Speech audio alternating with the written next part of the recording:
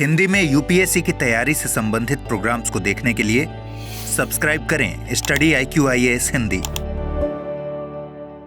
नमस्कार, बहुत बहुत स्वागत है आप सभी का स्टडी IQ-IAS हिंदी में। मेरा नाम है अतुल जैन। भारत सरकार ने एक बड़ा निर्णय लेते हुए 4 बड़ी कंपनियों को नवरत्न कंपनियों का दर्जा प्रदान करने की घोषणा कर दी है। तो अब तक आप में से कई लोगों ने शायद यह संभव है कि नवरत्न कंपनियां, मिनी रत्न कंपनियां, महारत्न कंपनियां, इन सबका शायद नाम सुना होगा और आप लोगों ने शायद सुना होगा कि भाई ये बड़ी एक सरकारी कंपनी है, ये नवरत्न कंपनी है या फिर ये मिनी रत्न है, महारत्न है।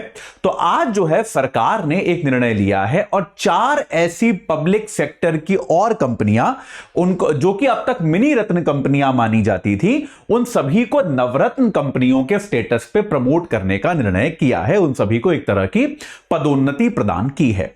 कौन सी हैं ये 4 कंपनियां? अब भारत में कुल कितनी नवरत्न कंपनियां हो गई हैं और साथ के साथ ये स्टेटस मिलता कैसे है और इसके लाभ क्या हैं? भाई आपने किसी को नवरत्न कंपनी बना दिया तो इसके अलावा इसमें और कुछ लाभ भी कंपनी को मिलता है या फिर नहीं, इसके बारे में हम लोग अगले 10 मिनट में केवल चर्चा कर लेंगे। लेकिन उसके पहले आपको बता दूं कि आज का दिन बहुत इंपॉर्टेंट है। 31 अगस्त है आज हमारा प्रतिज्ञा प्लस बैच जो है वो शुरू हो रहा है शाम को 6 बजे से। तो भाई आपको जो है AJ लाइव कोड लगा के उससे जुड़ जाना है। रोज 3 घंटे की live class, mentorship, daily practice questions, pre और मेंस के क्वेश्चंस का रोज समाधान, प्री और मेंस दोनों की टेस्ट सीरीज, 18 किताबें आपके घर पे, सिलेक्शन बॉक्स आपके घर पे। और याद रखिए हर टेस्ट में टॉपर को 11,000 रुपए का कैश इनाम। और अगर आप प्री क्वालिफाई करते हैं तो आपको पूरी फीस का रिफंड और आपको हम तैयारी के लिए, मेंस की तैयारी के लिए दिल्ली बुलाएंगे। आपका रहना, खाना, पढ़ना सब कुछ पूरी तरह से फ्री होगा। तो AJ लाइव कोड लगाइए और इससे भी कम दाम पर आप इस बैच से आज जुड़ सकते हैं। चलिए याद रखिए बैच आज से शुरू हो रहा है, लेट मत कीजिएगा। चलिए अब जल्दी से चर्चा को आगे बढ़ाते हैं, देखते हैं कि भाई ये कुल मिलाकर हुआ क्या है। तो 4 ऐसी नई कंपनियां जो हैं उनको नवरत्न दर्जा दिया गया है। कौन सी ये 4 कंपनियां हैं? आपको इन चारों का नाम बता देता हूं। पहला है सतलज जल विद्युत निगम लिमिटेड। याद रखिएगा ये दर्जा जो होता है ये केवल सरकारी कंपनियों के लिए होता है, प्राइवेट कंपनियों को ऐसे दर्जे नहीं दिए जाते। ये पब्लिक सेक्टर एंटरप्राइज जो सरकारी कंपनियां होती हैं उनके लिए होता है। पहला है सतलज जल विद्युत, ठीक है, सतलज जल विद्युत निगम लिमिटेड। इस कंपनी को, ये अब तक मिनी रत्न कंपनी थी, इसको नवरत्न का दर्जा दिया गया है। दूसरी कंपनी जो है वो क्या है? दूसरी कंपनी जो है वो है रेलटेल कॉर्पोरेट ऑफ, यार मैंने अपनी हैंडराइटिंग समझ नहीं पाता कई बार, RailTel corporation of India limited.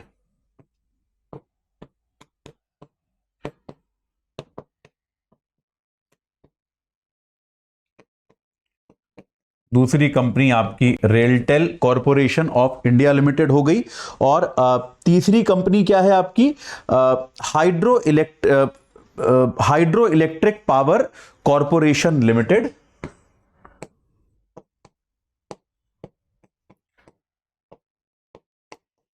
Hydro electric power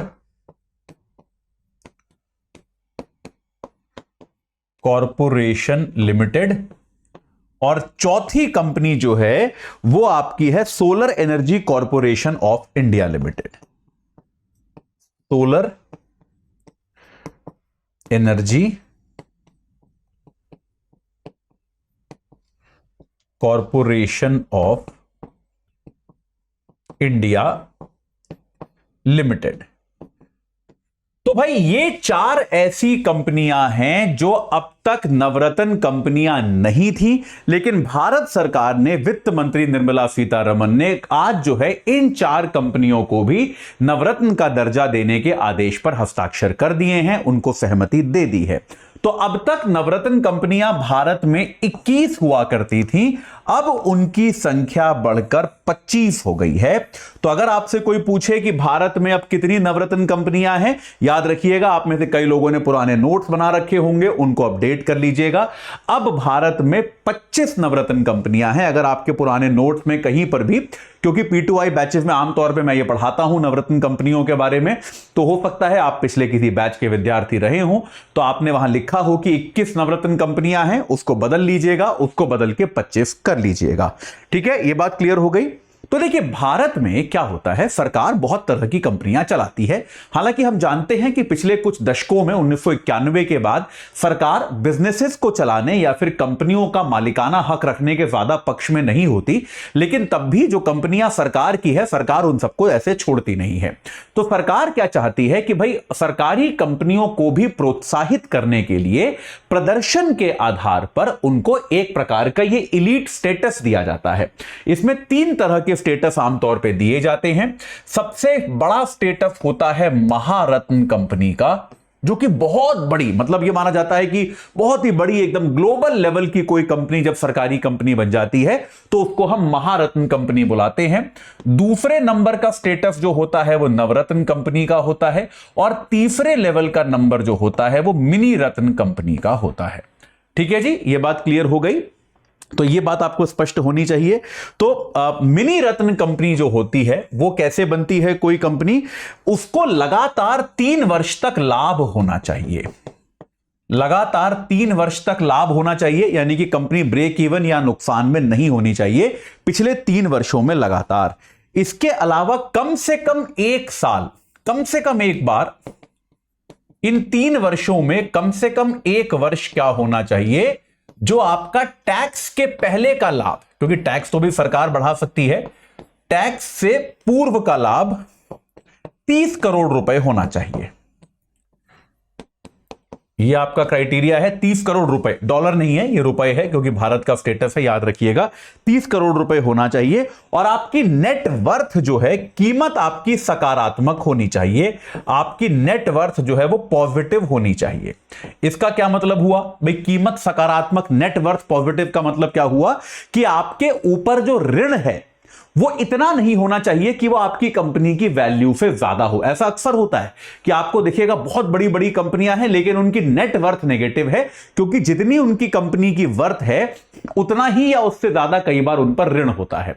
तो आपकी नेट वर्थ पॉजिटिव होनी चाहिए। ये चीजें जब हो जाती हैं तो कोई कंपनी मिनी रत्न कंपनी बन जाती है। यह बात क्लियर हो गई, मिनी रत्न कंपनी बन जाती है।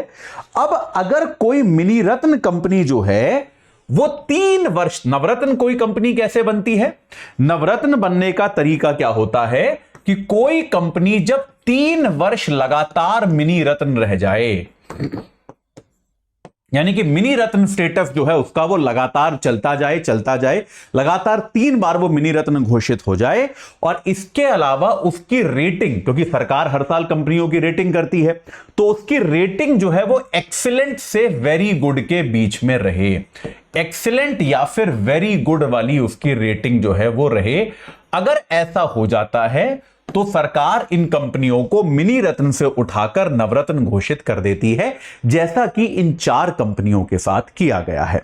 महारत्न बनने के लिए और बहुत बड़ा क्राइटेरिया है, क्योंकि महारत्न तो जो है एक वैश्विक स्तर की कंपनी माना जाता है।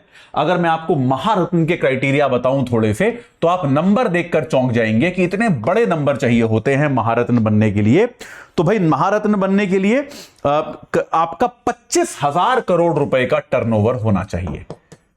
आपका टर्नओवर जो है वो 25,000 करोड़ रुपए का होना चाहिए।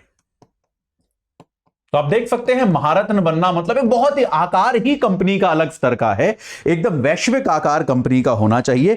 नेट वर्थ जो है कंपनी की, यानी कि ऋण इत्यादि हटाकर जो नेट वर्थ है वो 15,000 करोड़ से प्लस होनी चाहिए। 15,000 करोड़ प्लस आपकी नेटवर्थ होनी चाहिए, और लाभ जो है आपका वो 3 वर्ष तक का लाभ जो है आपका वो 5,000 करोड़ से ज्यादा होना चाहिए। तब जाकर कोई कंपनी महारत्न बनती है। तो महारत्न बनना तो बहुत बड़ी उपलब्धि होती है।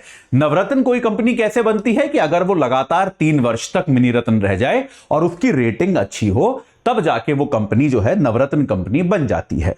अब सवाल यह आता है कि नवरत्न कंपनी बनने का फायदा क्या है, कि भाई कंपनी को आपने नवरत्न घोषित कर दिया, क्या कंपनी को कोई फायदा होता है?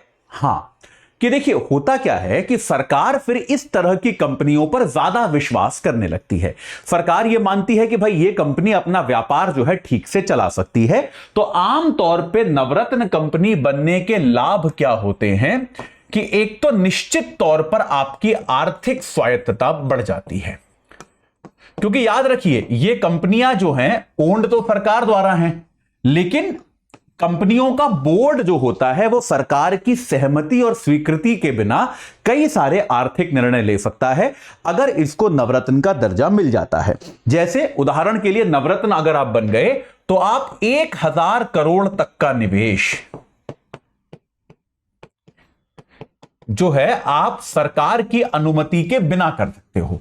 1000 करोड़ तक का आपको कहीं निवेश करना है, उसके लिए आपको सरकार की अनुमति की कोई आवश्यकता नहीं है अगर आप नवरत्न कंपनी है।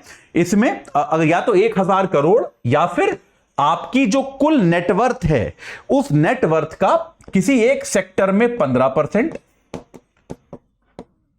कुल नेटवर्थ का 15% किस क्षेत्र में, किसी एक प्रोजेक्ट में आप लगा सकते हैं, या फिर अपनी नेटवर्थ का 30% एक वर्ष में अलग अलग प्रोजेक्ट में आप लगा सकते हैं बिना सरकार की अनुमति के। लेकिन ये सब भी जो है ये 1000 करोड़ के अंदर होना चाहिए। 1000 करोड़ तक की आपको बेसिकली सरकार से छूट मिलती है कि भाई 1000 करोड़ तक का आपको जो करना है करो, आप कहीं भी निवेश कर सकते हो, उसके लिए आपको सरकार की अनुमति की आवश्यकता नहीं होती है। अपनी कंपनी के विकास के लिए आप पर पूंजीगत व्यय की कोई सीमा नहीं है, पूंजी व्यय की सीमा नहीं होती, यानी कि कंपनियों को ज्यादा फ्रीली काम करने का मौका मिलता है।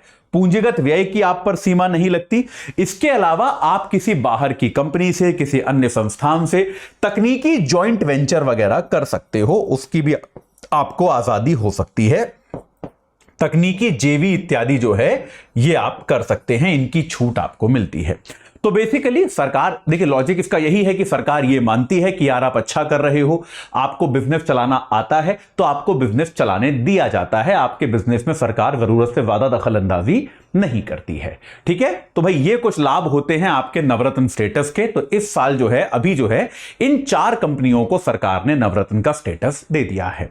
मैं आशा करता हूं कि ये पॉइंट जो है, सिंपल सा पॉइंट है, आपको समझ में आ गया होगा। अब जाते जाते एक बार फिर आपको बता दूं कि भाई हमारा P2I बैच जो है आज शाम 6 बजे से शुरू हो जाएगा, तो बिल्कुल देर मत कीजिए, AJ लाइव कोड लगाइए और 23,999 से भी कम पैसे में अगर आप पोर्टल पे जाएंगे तो आप देखेंगे आप इस बैच से जुड़ सकते हैं। प्रतिज्ञा प्लस है, अपनी तरह का सबसे अच्छा बैच है भारत का यूपीएससी की तैयारी के लिए। और अगर आप 2025 में एग्जाम दे रहे हैं तो अब आप और देरी अफोर्ड नहीं कर सकते, तुरंत इस बैच से जुड़कर अपनी तैयारी को सही आकार प्रदान कीजिए। इस चर्चा से जुड़ने के लिए आप सभी का बहुत बहुत धन्यवाद। हिंदी में यूपीएससी की तैयारी से संबंधित प्रोग्राम्स को देखने के लिए सब्सक्राइब करें स्टडी IQ IAS हिंदी।